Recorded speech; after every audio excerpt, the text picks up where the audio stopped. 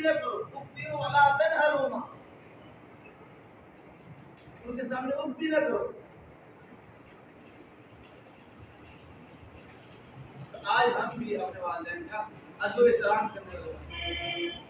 हाँ, वालिदैन ने आवाज दी, वालिदैन ने आवाज दी, हम अपनी दोस्त की तरफ न जाए, खेल कूद की तरफ न जाए, सबसे पहले अपने वालिद साहब की, वालिदा की बात, वो अहमियत वाली है, वो आपको कब्र में जाकर बचाएगी, हशर में जाकर बचाएगी। क्यों? अल्लाह ने हुक्म दिया कि अपने वालिदैन का अदब एहतराम करो, उनके सामने बोलो नहीं, उनका कहना मानो। अगर हम अपने वालिदैन का अदब एहतराम नहीं करेंगे, कहना नहीं मानेंगे, वहां पकड़ के सबक बन जाएगा।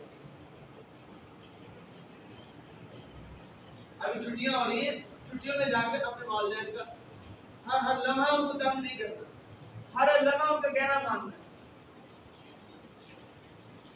ठीक है, कोशिश करेंगे सारे। अच्छा, अभी छुट्टियां हो रही, घर जाएंगे आप, वहां जाकर आपने जो यहाँ आपकी रूटीन चलती रही, कुरान पाक पढ़ने की, तिलावत